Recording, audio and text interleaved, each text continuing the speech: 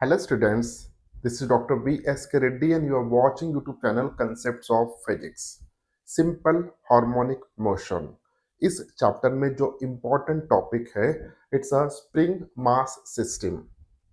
इस टॉपिक के ऊपर इस वीडियो में हम 10 बेसिक लेवल के क्वेश्चंस को सॉल्व करने वाले हैं. So without wasting time let us start one by one. First question. Two bodies M and N of equal masses are suspended from two separate massless springs of force constant K1 and K2 respectively.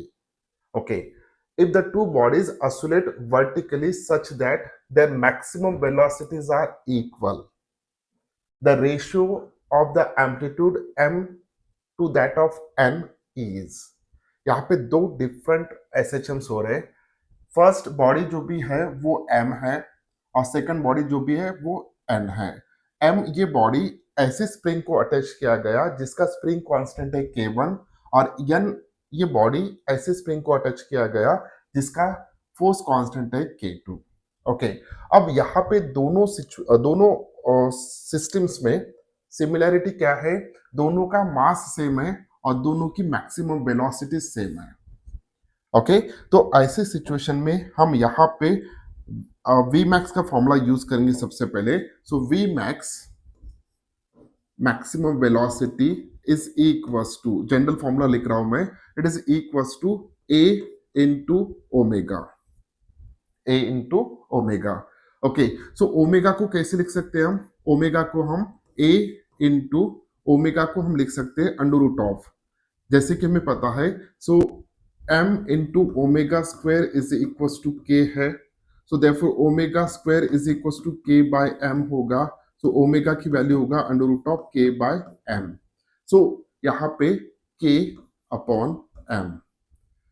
अब first body के लिए, okay, first body के लिए equation क्या होगा? So v max is equals to, उसका amplitude हम a1 consider करेंगे, under root of k1 upon m. Second body के लिए, n बॉडी के लिए सेम इक्वेशन v max का क्या होगा? So v max is equals to, उसका एम्पलीट्यूड हम a2 कंसिडर करते हैं, under root of k2 upon m. Okay, अब इन दोनों इक्वेशन को हम इक्वेट कर लेंगे क्योंकि दोनों के लिए v max की वैल्यू कैसा है? सेम है, मैक्सिमम वेलोसिटी सेम है. So therefore here we can write here. So A1 under root of K1 upon M is equals to A2 under root of K2 upon M.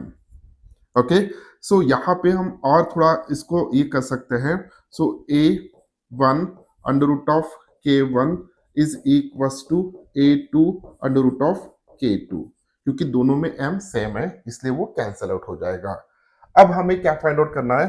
The ratio find out करना है a1 upon a2. Okay, so a1 upon a2, a1 upon a2 is equals to क्या होगा? a1 upon a2 is equals to k2 upon k1.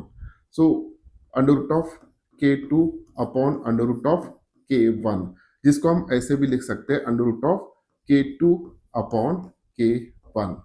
मेरे ख्याल से ये जो भी रेशियो है it is under root of k2 upon k1, under root of k2 upon k1. Option D is correct one. बहुत ही सिंपल क्वेश्चन था. यहाँ पे दो डिफरेंट सिचुएशन दिए थे, उनके एम्पलीट्यूड के रेशियो में फाइंड आउट करना था इन टर्म्स ऑफ फोर्स कांस्टेंट. दोनों में सिमिलरिटी क्या था? दोनों में सिमिलरिटी था कि जो भी मास दोनों स्प्रिंग को अटैच किए गए वो सेम था और दोनों की मैक्सिमम वेलोसिटी सेम था. तो मैक्सिमम वेलोसिटी की बेसिस पे हमने ये फाइंड आउट किया. Next question. The spring has a certain mass suspended from it and its period of vertical oscillation is t. The spring is now cut into two equal halves and the same mass is suspended from one of the halves. Okay, the period of vertical oscillation is now. Okay, so यहाँ पे सबसे पहले हम consider करेंगे situation क्या है वो draw कर लेते हैं. सो यहाँ पे एक स्प्रिंग कंसिडर करते हैं हम और एक मास अटैच कर लेते हैं. This is a mass is a m. Okay. अब इस स्प्रिंग का जो भी स्प्रिंग कांस्टेंट है या फोर्स कांस्टेंट है, it is equal to k. अब यहां पे जब हम इसको डिस्टर्ब करेंगे, स्टार्ट ऑसिलेटिंग. जब ये ऑसिलेट होगा तो उस ऑसिलेशन का जो भी टाइम पीरियड होगा, time period of such a oscillation, it is equals to 2 pi under root of m upon k. Okay, m upon k, where m is a mass, k is a spring constant. अब इन्होंने कहा है कि इस spring के हम दो टुकड़े कर रहे हैं, एग्जैक्टली दो टुकड़े. ओके. सो जब इस स्प्रिंग को हम ब्रेक करेंगे, ब्रेक करने के बाद ये जो भी ऊपर का स्प्रिंग है, इसका फोर्स कांस्टेंट कितना आएगा? So it is equal to twice K. और इसका फोर्स कांस्टेंट कितना आएगा? It is equal to twice K. Okay. अब यहां पे सिर्फ एक टुकड़े को लेके और एक सिस्टम हमें इमेजिन करना है, सिर्फ आधा स्प्रिंग कंसिडर करके. ओके. और उस आधे स्प्रिंग को उतना ही मास अटैच कर देना है. कितना मास है? m. अब इस स्प्रिंग का फोर्स कांस्टेंट कितना है? ट्वाइस के. हमने थ्योरी में देखा था कि जब भी हम किसी स्प्रिंग को ब्रेक करते हैं तो उसका force constant is proportional, inversely proportional to length. Okay. Length जितना कम होगा उतना फोर्स कांस्टेंट की वैल्यू बढ़ते जाएगा. अगर लेंथ को हम आधा कर रहे हैं तो फोर्स कांस्टेंट की वैल्यू डबल होगा. ओके. तो यहाँ पे अब इसका टाइम पीरियड कितना आएगा? सो टाइम पीरियड, नया time period, it is equal to 2 pi under root of m upon twice K. Okay. मैं थोड़ा इसको रीअरेंज कर लेता हूं, विच इज इक्वल टू ये अंडर रूट ऑफ 2 जो भी है वो बाहर निकाल लेता हूं, 1 अपॉन रूट 2. बाकी बचा क्या है? So 2 pi under root of m upon K. लेकिन 2 pi under root of m upon K ये जो भी है ये इनिशियल टाइम पीरियड है, which is a t. So therefore this is equal to 1 by root 2 into capital T. So नया जो भी टाइम पीरियड रहेगा which is equals to 1 upon root 2 times of t. So correct option जो भी है, option B is a correct one. Next question. In arrangement given in the figure, if the block of mass m is displaced, the frequency is given by. Okay. सो यहाँ पे frequency पूछा है और system कुछ इस तरीके का दिया है. यहाँ पे दो स्प्रिंग्स हैं, स्प्रिंग ए, स्प्रिंग बी. स्प्रिंग ए का फोर्स कांस्टेंट है K1 और स्प्रिंग बी का फोर्स कांस्टेंट है K2. और ये ब्लॉक जिसका मास है m वो अटैच कर दिया. सो ये स्प्रिंग यहाँ पे अटैच है और यहाँ पे फिक्स है, ये दोनों तरफ फिक्स है. जब हम इसको थोड़ा डिस्प्लेस करेंगे तो इट स्टार्ट ऑसिलेटिंग. अब थोड़ा इस अरेंजमेंट के बारे में अच्छी तरह से सोचिएगा. ये जो भी अरेंजमेंट है, this is a parallel arrangement, parallel combination of spring का ये सिचुएशन है. अब पैरेलल कॉम्बिनेशन में जो भी फोर्स कांस्टेंट आता है, net force constant, okay, so it is equals to addition of this two, that is a K1 plus K2. इतना फोर्स कांस्टेंट यहाँ पे आ रहा है. अब ये जो भी सिस्टम है, जब ये ऑसिलेट होगा तो इसका टाइम पीरियड कितना होगा या फ्रीक्वेंसी कितना होगा? तो फ्रीक्वेंसी का फॉर्मूला भी आपको पता होना चाहिए. टाइम पीरियड का जो भी फॉर्मूला है, it is equal to 2 pi under root of mass upon force constant. So mass m upon force constant इस केस में कितना है? So it is equal to Kp consider करेंगे. ओके. अब फ्रीक्वेंसी कितना आएगा? तो frequency is equal to 1 upon twice pi under root of Kp upon m. So Kp की वैल्यू सब्स्टिट्यूट कर देते हैं. So 1 upon 2 pi under root of Kp की वैल्यू कितना है? So K1 plus K2 upon m. So this is a required answer. So option कौन सा correct है? So n is equal to 1 upon 2 pi under root of K1 K2 upon m. So option B is correct one. Next one. Two identical springs of constant K are connected in series and parallel as shown in figure. A mass m is suspended from them. Okay, दो अलग अलग situation दिए हैं. यहाँ पे series combination है और यहाँ पे पैरेलल कॉम्बिनेशन है. The ratio of their frequencies of verticals sorry, the ratio of their frequencies of vertical oscillations will be. Okay, so यहाँ पे दो स्प्रिंग्स अटैच किए जो कि सीरीज कॉम्बिनेशन में है. ओके, अब इनका रिजल्टेंट फोर्स कांस्टेंट कितना होगा या रिजल्टेंट स्प्रिंग कांस्टेंट कितना होगा? तो answer is that 1 upon K S is equals to 1 upon K plus 1 upon K, which is equals to 1 upon ks is equals to k plus k twice k into k square. So this is equals to एक k cancel हो जाएगा 2 by k. So therefore ks की value कितना आएगा? So series combination का जो भी resultant force constant है या रिजल्टेंट स्प्रिंग कांस्टेंट है which is equals to k by 2. So ये हमें याद रखना है.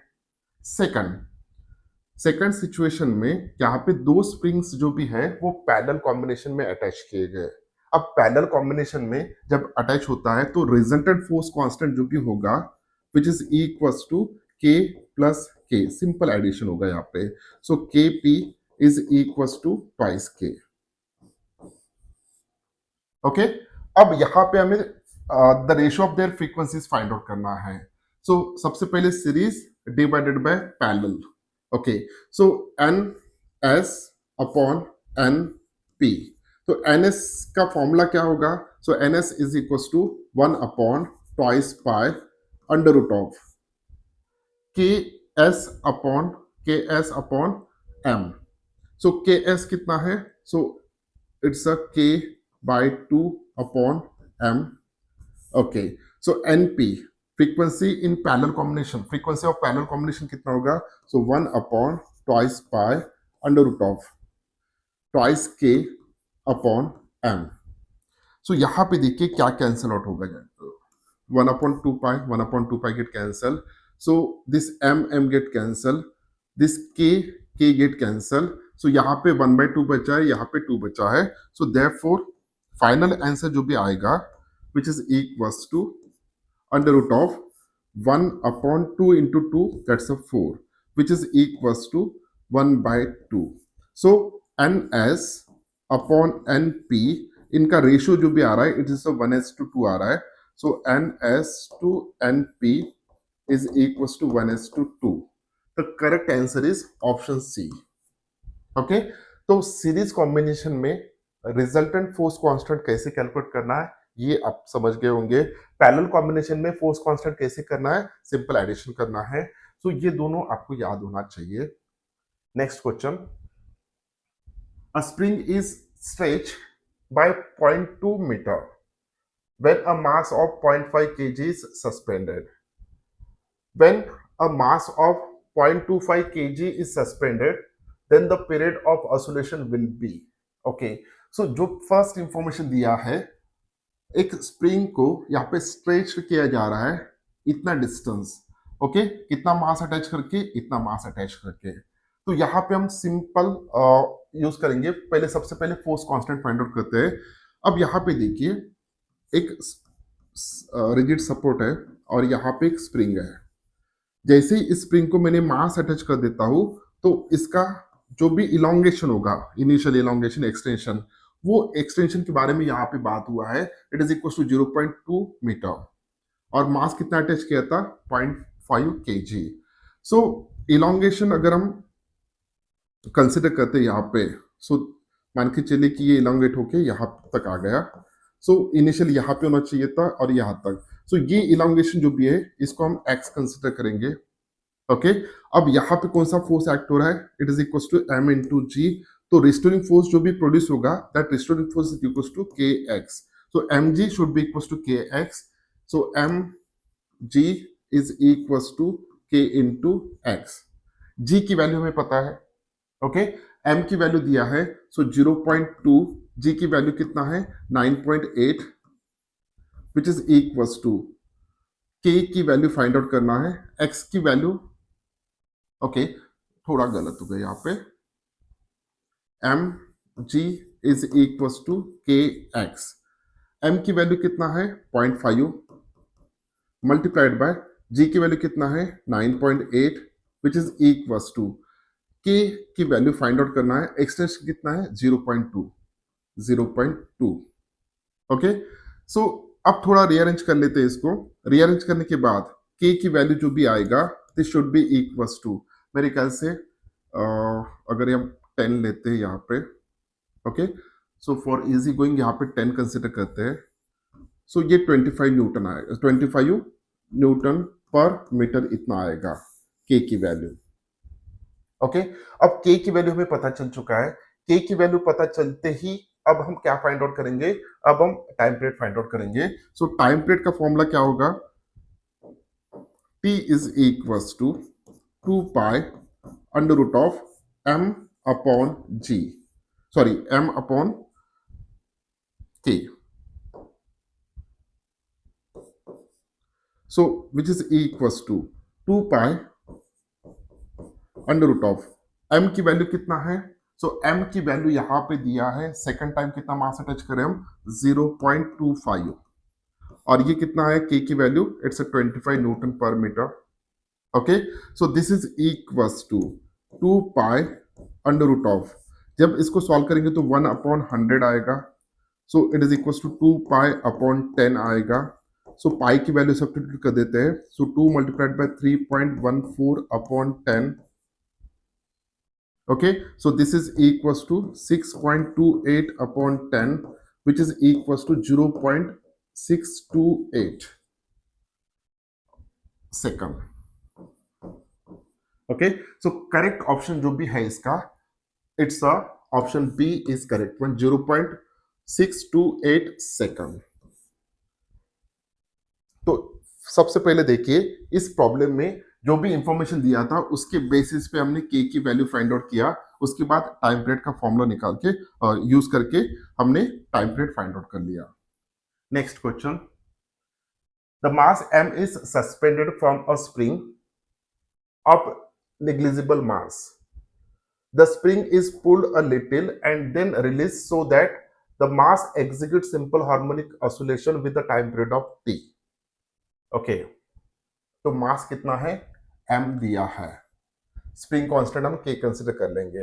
If the mass is increased by small m, then the time period become 5/4 times of t। The ratio of m upon n capital M is, बहुत ही interesting question है। इसको अब कैसे सॉल्व करना है देखिए, फर्स्ट सिचुएशन दिया है, उसके बाद मास को ऐड कर दिया है, ओके। तो देखिए the mass of suspended, mass is suspended from a spring of negligible mass, the spring is pulled a little and then release so that the mass execute simple harmonic oscillation with the time period of t, okay. So time period का formula हम लिख लेते हैं, it is equal to 2 pi under root of capital M upon k, okay. दोनों situation में spring तो same है, सिर्फ मास को ऐड कर दिया सेकंड सिचुएशन में। अब सेकंड सिचुएशन में जो भी टाइम पीरियड आएगा उसको हम t डैश कंसीडर करेंगे, which is equal to 2 pi under root of, यहाँ पे टोटल मास कितना होगा, small m plus capital M upon k, okay. अब t डैश की value in terms of t उन्होंने दिया है 5/4 t, सो यहाँ पे 5/4 capital T is equal to 2 pi, यानी t डैश की वैल्यू दिया है उन्होंने 5/4 टाइम्स ऑफ t, तो ये एज इट इज लिख लेता हूं m upon capital M upon k, okay. तो इस इक्वेशन को डबल यहां पे लिख लेता हूं, t is equal to 2 pi under root of capital M upon k। So जब हम इन दोनों इक्वेशन को डिवाइड करेंगे तो यहाँ पे क्या कैंसिल आउट हो जाएगा, t get cancel, 2 pi get cancel, okay, this k get cancel, so what's the remaining there, so remaining जो भी है यहाँ पे it's a 5/4 is equals to under root of small m plus capital M upon capital M। अब इसका हम square कर लेते हैं, 5 का स्क्वायर कितना हो जाएगा 25, 4 का स्क्वायर कितना होगा 16, which is equals to small m plus capital M upon capital M, okay. So थोड़ा इसको रीअरेंज कर लेते हैं. So small m upon capital M plus capital M upon capital M. So this is equals to small m upon capital M plus 1. अब plus 1 को हम इस side ला लेते हैं. So small m upon capital M जो ratio में required था which is equals to 25 upon 16 minus 1. ये प्लस 1 को मैं इस साइड ला लिया. So m upon m small m upon capital M is equals to 25.6 minus 25.16 minus 1. So यहाँ पे 25 माइनस 16 सो 9/16 आएगा. सो हमें आंसर यहाँ पे मिल गया है. Small m upon capital M is equal to 9/16. अब हम देखते हैं कि ये ऑप्शन यहाँ पे है या नहीं है. है. So option A is correct one, 9/16. थोड़ा बेसिक लेवल के क्वेश्चन नहीं है, थोड़ा टफ है. ओके लेकिन इजी है जिसको हमने कर लिया solve. Next question. The spring having a spring constant K is loaded with the mass M.